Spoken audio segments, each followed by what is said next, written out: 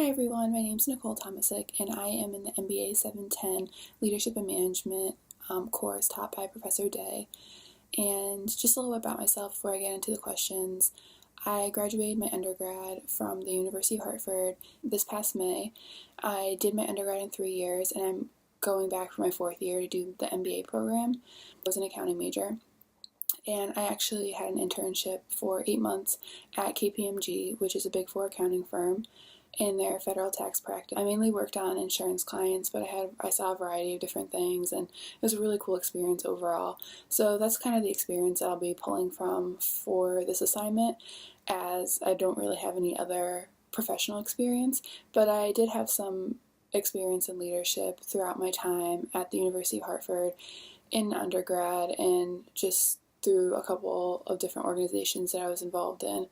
So that's mainly what I'll be talking about, is between my experience at KPMG as well as my leadership experience at the University of Hartford.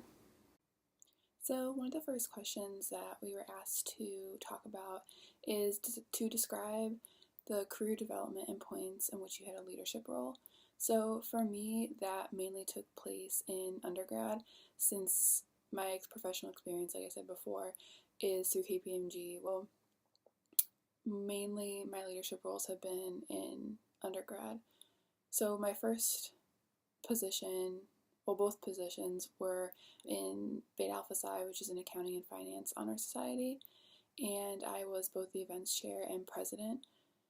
In my sophomore year, I was the events chair, which meant that I organized professional events for members to attend. Beta Alpha Psi focuses a lot on community service and professional events, and they try to get their members accustomed to talking to professionals and going to different events. Other points of Beta Alpha Psi is having a high GPA, so all the things kind of mesh together to create a well-rounded student. And being the events chair, I reached out to firms and companies, and I was also able to network with them as well, which I thought was pretty important, especially being a sophomore. It's definitely early in your college career, as we'll talk about later. It's definitely a good thing to get out there early, get your name out there early, and start to network as early as possible. As president, I use the same skills as I did when I was the events chair, but I think I took more of a back seat and more of an overseeing role instead of actually doing things. So as the events chair, it was my designated title to plan events and organize them, so to bring in different firms to come speak to our students.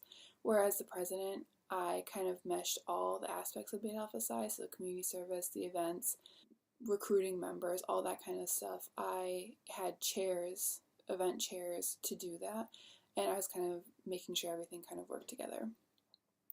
Going along with that, answering the question, if I had known then what I know now, in terms of leadership, I think I would have taken more of a backseat role. So as I said, I did kind of step back and kind of oversaw things more than I actually planned events and organized events. But I think I should have been taking more of a backseat role, and I wish I would have delegated tasks more than just doing them myself. I feel like that would have been a lot easier for everyone, and I think that would have worked out a lot better. But I continue to work on that skill and kind of, I guess, build more of a trust with my team, and I think that was definitely a key part that I was missing. So something that I value in leaders is their ability to care for their followers and share in their successes. So I personally believe that followers are more apt to want to succeed when their followers has faith and trust. And I know that trust is a very hard thing to build up because it requires putting faith and effort into someone and thinking that they're actually going to go through with their actions. And I know that that's not easy for people to kind of put their faith into someone else. But I think once trust is earned by the follower and the leader, I think that once that trust and once that bond is there, I think it's kind of hard to break.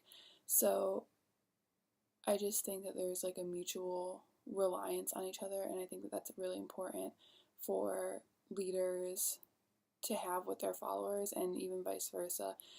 followers are a lot more apt to want to succeed and want to do better for their leader when they feel that they have their leader's support and trust behind them.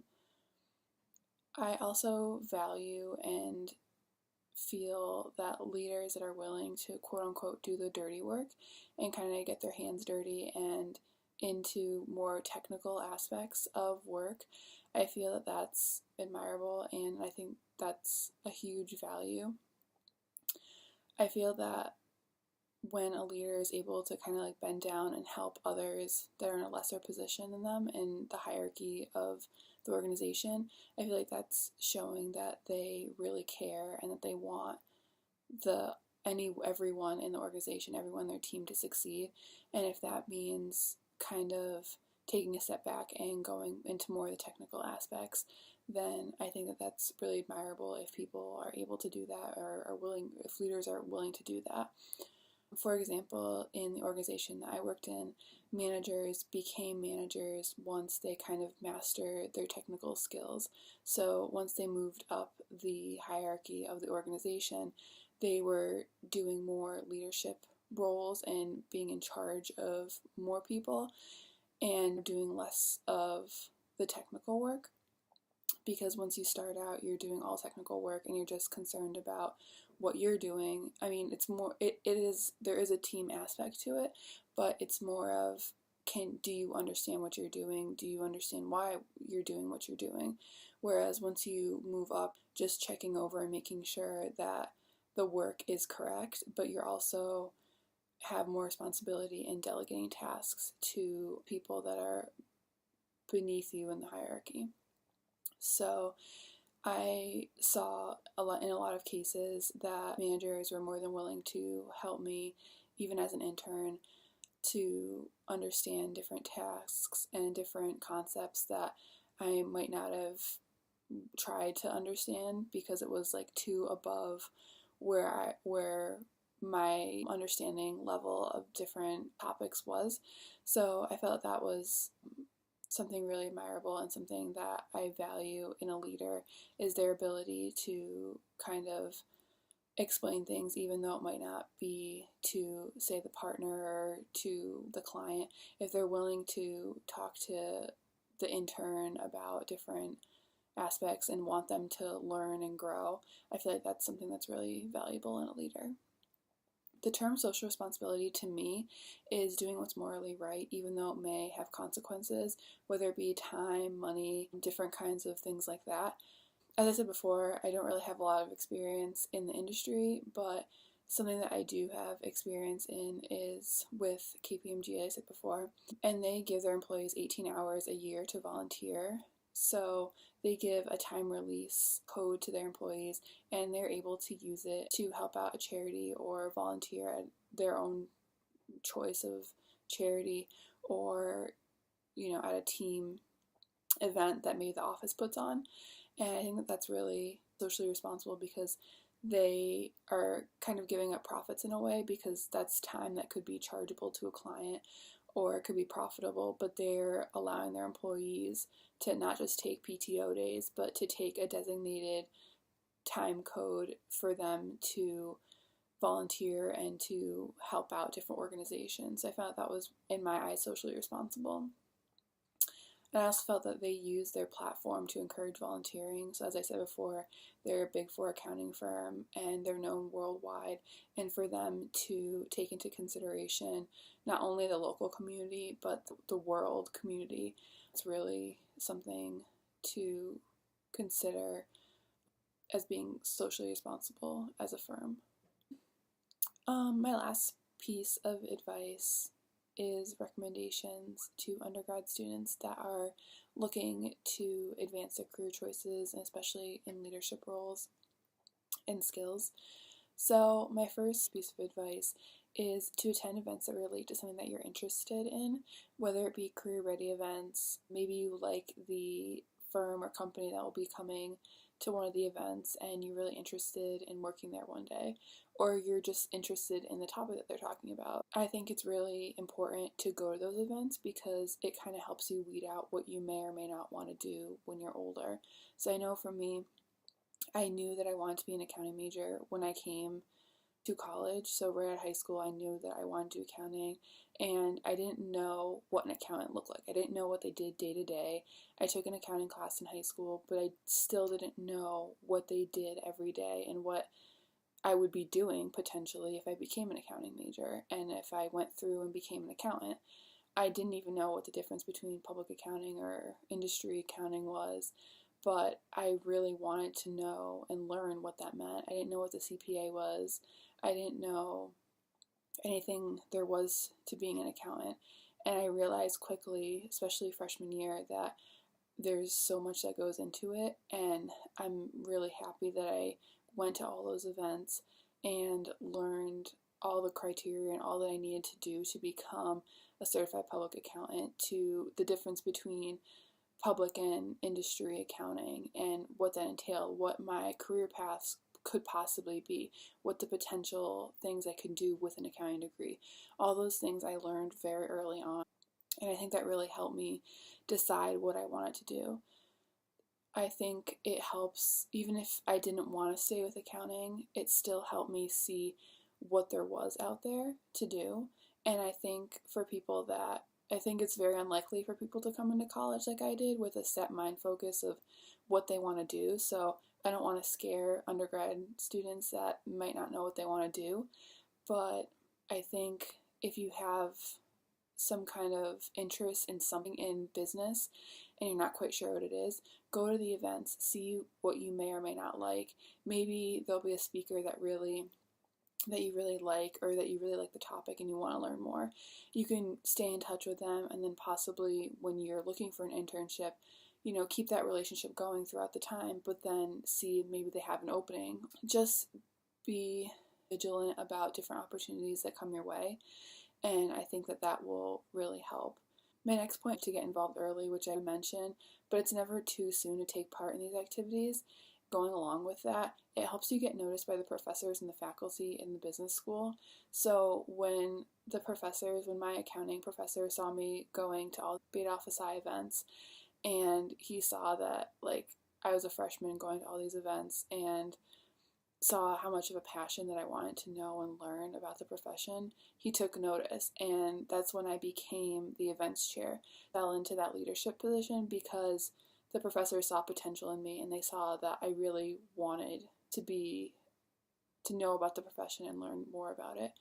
So they kind of saw my passion before I even did, but I thought that was kind of a neat way to do that. And I think that that's something that undergrad students can do, is something as easy as going to events, and you don't even have to necessarily, talk to the speaker or thank them after, but just to go and to hear and to listen what they have to say is something that's really important. Going along with that, I have advice to join a club, whether it be, like I mentioned, Beta Alpha Psi. Barney Leadership Council is also a great organization that I was a part of, or even outside of Barney. I was a part of the Women's Advancement Initiative, which is not a business organization, but it's a offset of the Hartford College for Women, and I learned so much there about leadership. I was able to network. I actually got my interns from that. I got to see different people from different industries, and I just think that was a really awesome experience. And I think just kind of getting out there, you get to also meet new people, meet friends, especially joining clubs outside the business school. You get to meet people from different majors that you might not have met otherwise. But I think it's cool because once you're within your major, you're kind of with the same people because you're all taking the same classes together. So it's neat to break out and see what other people are doing in arts and science, the School of Arts and Sciences, or the Hart School, or the art school. So that's kind of neat too, is getting involved in different kinds of things. I also think getting out of your comfort zone to network early, it does get easier. So getting out of your comfort zone, I know it's really hard to do, and I know walking up to people that been a career for maybe 10-20 years, and you just feel really uneasy going up to them and introducing yourself, and it's definitely a difficult thing to do, along with public speaking and all that kind of fun stuff, but it's definitely something that will get easier with time, and the more you do it, the more you kind of acquire the confidence and skills to continue to do it and continue to grow and learn from it. So I think that it's really important for undergrads to get out of your comfort zone and to network often and early and say yes to any opportunity to do so. And my last point is to find a mentor in an area that you're interested in. So I think I mentioned kind of briefly before, but the Women's Advancement Initiative actually paired me up with a mentor in my field, and she happened to be at KPMG. And I met her when I was a freshman. So at that time, I was not looking for an internship, nor was I qualified for an internship, as I hadn't taken any of the accounting classes, the core accounting classes. So it was really a cool experience, again, because I was really eager, really looking to know what an accountant did. And I got her take on it, and I thought that was really neat to do, especially as a freshman. And she seemed really impressed that I wanted to learn so much about the industry. And I thought that was a neat experience too, because we cultivated a mentor-mentee relationship. And it was before, like I said, it was before I could even have an internship or be qualified for it. So it wasn't like, oh, like, will you be my mentor? And by the way, I need an internship to graduate. We got to know each other, and she helped me a lot with my resume and different kinds of networking skills that I did learn also in the business school, but I got a more personalized take from the accounting industry, like what exactly should my resume look like for accounting. There's certain things that they want to see, like the 150 credit hour date, little things like that I wouldn't have known if it wasn't for her telling me and her showing me that that's what they're looking for. So I think finding a mentor in your area that you're interested in is definitely a good thing to have, because you have someone to talk to that has been through it and that knows the ins and outs of the industry that you're trying to get into or try to get a job in. So I think that's really important. That's something that I really am glad that I did very early on.